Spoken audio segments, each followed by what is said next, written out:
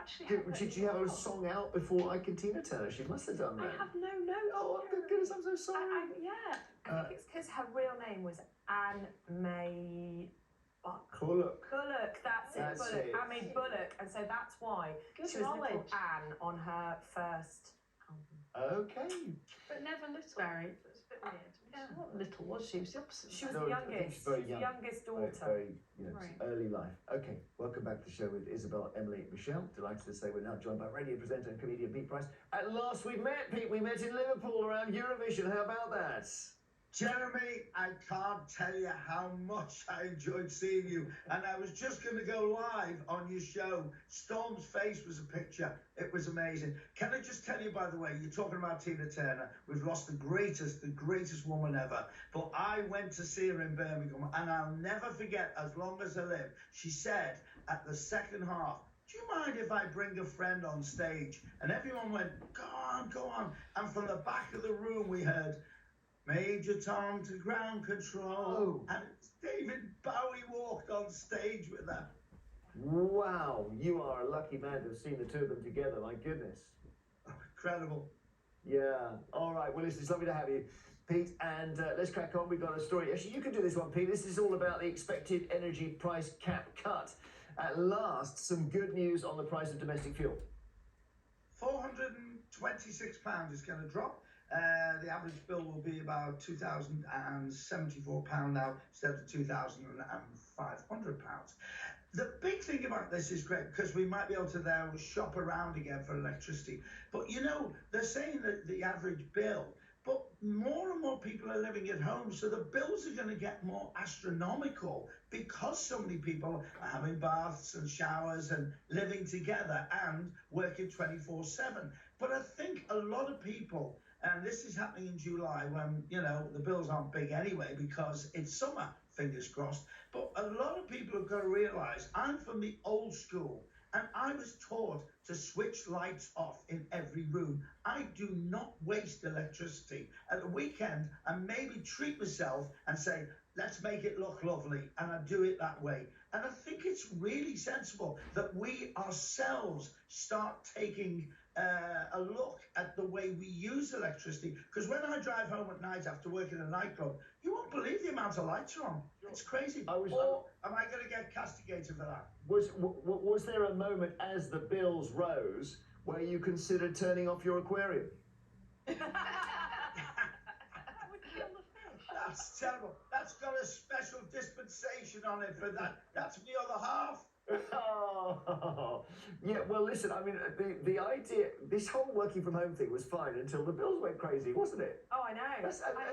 People working over the winter, being at home all the time, so expensive. I tell you what, Jeremy, what I did this winter, last winter, my husband and I refused to put the heating on until December. It was a real. Yeah, and we we've did even got a thermometer in our front room. It went down to like 13 degrees, 12, 11. Sure. We did not put the heating on. I just put loads more jumpers on. You need a snuggie. You've got a snuggie. What's a snuggie? There's it's a huge blanket thing that your head pops out. My kids still wearing them. It's heat the person, not the room. Yes, That's the whole I bought theory. blankets for the children, and I was like, we're not switching. I absolutely take Pete's point. Pete, I tell my children to switch every light off when they leave a room. Every light has to be, I have basically turned into my father. But yeah, except that the lights we were using in the 70s and 80s were those filament lights, which are basically 10 to 20 times as power hungry as the LEDs that we have now.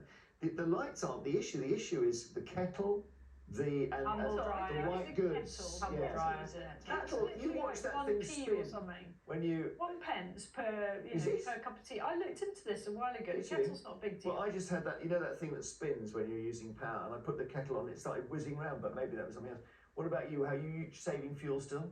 Yeah, trying to, and just doing all the things that we've mentioned, just trying to keep warm, switching light. I'm the type of person that when I go into a room, I love lighting. Yeah. I love the ambience of it, like a nice glow, but I've just had to forget all that and just, I was called the other day by somebody who said that this whole thing of heat the person, not the room, goes for lights as well. They're going around their house wearing head torches. Oh, that's a bit far. That's a bit far. Would you consider that, Pete? Candles, that'd be okay. Also, Jeremy, I come from the days when you used to, I don't know how many people are going to get angry about this, share a bath. So you had a bath of hot water and at least 2 of you would use the same bath. Yeah. Absolutely That's right. fine. I make my That's kids. fine, I make my we do kids do that. that. I make my kids do Yeah. that. They And, don't want to get in the bath. That's normal, isn't it? and as somebody famously said, the definition of a gentleman is somebody who gets out of the bath before urinating. I think it depends how you just lowered the I'm so sorry. You lowered the tone I'm quite there. glad that someone spoke over me then. Okay, Isabel in the Express, coming to the UK. Can we be pleased about something now? This is a big thing, right? I think we can if it actually happens. Please, I'm always God, a bit let it weird. happen. So this is a new deal between the government and Tata, which is the Jaguar Land Rover owner, and they are planning to open a giant new manufacturing plant for electrical car parts. And that would be in Somerset, and it could create up to 9,000 jobs. Now, politically, the reason this is really important and why the government will be clinging to this for dear life is it does show that something's going well, maybe, and that maybe one thing has come out of Brexit. But also, it does. I don't know what you think, Pete, but I'd assume that we weren't getting these deals because of our new relationship with the EU. It looks like if anyone says that, this is the argument against. We obviously still are attractive. There's no reason why we couldn't be. It's going to take a time after Brexit, but there's still major problems. There's a lot of people I know who've got companies who are dealing with Europe, and the paperwork is just astronomical, and it's wearing them down. But this is a great news story, because it's modern technology, and it means, yes, they'll get the workforce, and hopefully it will do really well and bring lots and lots of jobs. Is it 9,000 jobs? 9,000 jobs, and It's we've got to massive. hope that we don't import the workers to do the jobs. Well, Let's maybe. hope they're for local people. Okay, local people in Somerset. Yeah, okay, good. Emily, in the Sun, the UK. This is now. Okay, here's the other side of it. We haven't got enough fisher. We don't say fishermen on the show. Oh, We say be fisher- strange. What do we say? I can't remember. Fisher them? Fisher persons? Storm has agreed this, and I Fisher think people. I think we say fishers, For goodness sake. So we don't fisher say folk. chairman. We say chairs. It's just fisherman has been an issue on this show for a number of reasons. So we've now got a fisherman. Ban. I'm Well, pushing- sort of not a pushing ban. It's back. an informal recommendation to say fisher folk. Fisher folk. I feel like we've got back about 4 centuries. And what makes it more complicated is that I met the person who was voted Fisherman of the Year last year, and she said, "Don't you dare call me anything other than a fisherman." Yeah. Yeah. So that made it even more. And she had a business card which said Fisherman in big letters. Anyway. So I tell you about the fisher folk. Use the words you want to use. Well, I like the Sun's headline, which is "Cod help us." The subs at the Sun are brilliant. So "Cod help us" because there aren't enough fisher folk in Britain, even though we're an island. So we need to import not our fish, but more fisher folk. And so the UK, the government has said that the UK businesses can pay foreign fisher folk. You can say fishermen. Less than British fishers. I really didn't think we had a shortage of, let's say, fishermen. I didn't think we had a shortage. That's the one thing we've got I lots think we've of. got a shortage of fish, not fisher. Yeah, I thought we had. Yes. I think that the issue has been Fish, not fish, over the years it has not been a reliable source of income, not least because the EU quota system. So I think the great hope was that Brexit would make this a bit more of an attractive prospect. But to guess be a what? It fisher folk. hasn't. Guess what? It hasn't. I'm not even going Yeah. to go further down that route. Is there going to be a moment where people who voted or recommended Brexit say, look, it's not worked very well? I think people who recommended Brexit are already acknowledging that. What they're not acknowledging is that it was the wrong idea. What they're saying, which is the truth, is that it has been deliberately thwarted by so many people. Yeah. Okay. You don't think that's No, the I'm case? trying to think about, and I don't really have views on anything, as you know, Isabel. It would be absurd for me it's to a sit bit here like- and say it's a massive triumph. No, sure. Point. I think it's a bit like the war in Iraq. We're told that it was the right idea, but we didn't have a plan for what happened after Saddam I fell. kind of agree with To, that. to which the answer might be you shouldn't have gone in anyway. You know what I mean? So it was never going to work out. But I don't know. I honestly don't know. You don't have to come in on this, Michelle. It's like the most contentious issue of our times. I'm treading carefully. You can. I will. I am happy to say how I voted. I voted to remain in the EU, and I just think it's absolutely ridiculous. You're right, Isabel, to say that's a good admission that those people who, and I'm assuming that you supported Brexit, because I don't actually. 100%. Yes. Yeah. So. And Slightly would be the word. Well, yes, I didn't. Assumptions are the mother of all. Truth. Yes. So You're right. always good to check one's facts. But so I didn't. I voted to remain, and I just think that all the Brexiteers and everyone who promised us all these things. Oh, you get so much money for the NHS. Oh, fisher folk. You'll do so much well. All your quotas will be, all the EU quotas that were imposed upon you, so you couldn't fish. It has not worked. And why was not all, to say it's been thwarted by the evil EU, it's just absolutely ridiculous. I don't think we're saying it's been thwarted by the EU. Whether it was ever going to work. Who are we saying is thwarted? Look, this is a whole other. Tory government? This is a yes. I mean, absolutely. This It's is a whole other thwarted by programme. the Conservative. The Conservative government who. It's also thwarted by the Labour Party that for years stopped it actually happening. The Labour government weren't.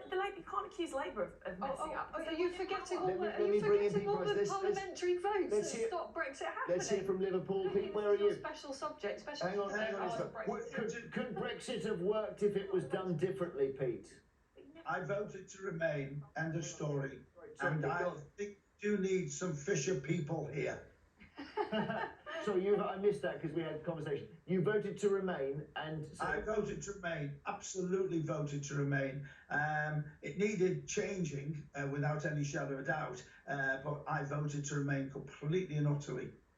maybe we'll end up going back in and have another. Effectively, 5 years of conversations. we will under Labour. Effectively, Well, that is what they're going to do. Okay, Pete, in the Liverpool Echo, I think this is a piece you wrote, my friend, about growing old and the ups and downs. And I was struck by what you were talking about, Tina Turner. One of her last interviews, she said, "I'm happier than I've ever been," which is a lovely thing to hear from a person who is in their later years.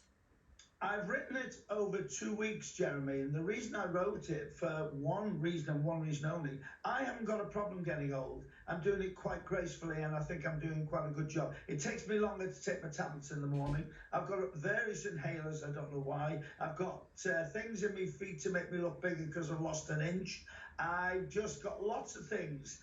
But I've got one problem I had, and I'm not a vain person. I was worried about getting hearing aids, which now I have actually got, and for the first time I've worn them on television, and I had a problem with it, a real problem with it. And looking on the internet, many people do a vain thing, but now they've changed. Now, you lovely people on the panel will not remember Johnny Ray. Jeremy will, you won't. He had a hearing aid which was about that big, and it used to be hanging on his jacket. It was incredible, and it put me off hearing aids, but I've experimented, found out, looked into it, and I've now accepted that I need hearing aids. That's great. I think that thing of very visible hearing aids actually could become quite fashionable. In the 80s, the first time I saw the Smiths on stage, Morrissey came on with exactly what you've described, a massive hearing aid. And I don't see why we have to hide it. So many people, we live longer. It's like being short-sighted, I think, having a hearing problem, I mean, I'm not suggesting we go back to ear trumpets, but I think, is it working? The main thing is, does it work for you, Pete? It does indeed. These are tied to my phone. So on my phone, everything's working from there. I can watch television. I can get it direct inside my ears, which is great. As a radio broadcaster and working in clubs all my life, I've had problems with it. It's really interesting, but they're so small now. They're not cheap. Oh my word! Go on, Emily. Pete, can I ask a quick question? With these new modern hearing aids, when someone phones you on your mobile, does that mean that you can hear it in your hearing aids? It goes straight to my hearing aids, and I don't need to use the microphone. The microphone is also in the hearing aids. So it's almost like wearing earpods, isn't it, with your hearing aid? Yeah, and I think with earpods these days, it's going to help people get over the vainness of the hearing. Now, I haven't got the little pods inside the ears because my hearing, I need to have that sound. Yeah. Amazing. The tech is amazing. It's all incremental because the progress is slow, so we don't notice it. But it's true, if you go back 30 years, there's people were wearing quite big items. Yeah, I think maybe we need to rebrand some of these stuff. I mean, I was talking to my mum about, she's got a stick, but does she need more of a frame? But could the frames be made to look a bit cooler? You know, is there a way of actually making this stuff look a bit more fun? Well, There's a perception of it as well. I mean, talking about hearing aids, there was a young girl in Love Island, the last series, and she was very open about wearing her hearing aid, and you know, people were asking her about it, saying that's amazing, that's really cool. So I think the way we kind of approach the look of things needs to change rather than the actual things themselves. So true. sometimes. And at the coronation, the Archbishop of Canterbury, I think, was wearing either one or two. Yes, he was. And no one remarks on it. Did they, Pete? There was no news. I didn't read any remarks or like, oh, the Archbishop of Canterbury suddenly got hearing aids. No, they didn't. And I went to see Richard III at the Playhouse the other day, and 3 of the actors were wearing them in Richard III, which actually made me laugh. Wow. I don't know. Yeah, because I'm like Peter, I work on the radio. I wear headphones a lot. In fact, I've even got right now an earpiece. Oh, that sounds much better with that out. Actually, that's what they give me all the quiz answers on. I really protect my hearing. I'm really Right. because all the people who were in rock and punk bands in the 70s They ended up with tinnitus. Yeah. And that's, I think, probably torture. You know. So anyway, yeah. Well done, Pete. I'm glad you're doing well with them. Yeah, go on. Jeremy, and the amazing thing is, when we had the pandemic, it's incredible that 1 in 6 people now need hearing aids, because nobody realised how much they relied on lip reading because we wore masks. Oh, that's interesting. Yes. Michelle, in the mail, a bit more technology. This is incredible talking now. about technology, this is a really incredible story. It's about a guy called Gert Jan Oxen. 12 years ago, he was involved in a cycling accident which left him paralysed. But there's been a breakthrough in this type of technology, which has basically allowed him to walk and to move again. So there's a bit of a breakdown. You can kind of see what he's wearing there in this clip. He's got electrodes which are implanted into his brain. They collect brain signals, and he has to think about walking, think about moving. Those signals are then decoded. They're translated into electrical impulses, which then lead to electrical stimulation in his legs, and he can start to walk, he can start to move. And you know, he was just saying as part of this article how incredible it was for him to be able to walk again. He went for a beer with his friends, and yeah, quite the advancement. Brilliant. Yeah, absolutely fantastic. He only does it for a short time a day because it makes him very tired. Yeah. But hopefully that's just the start of it.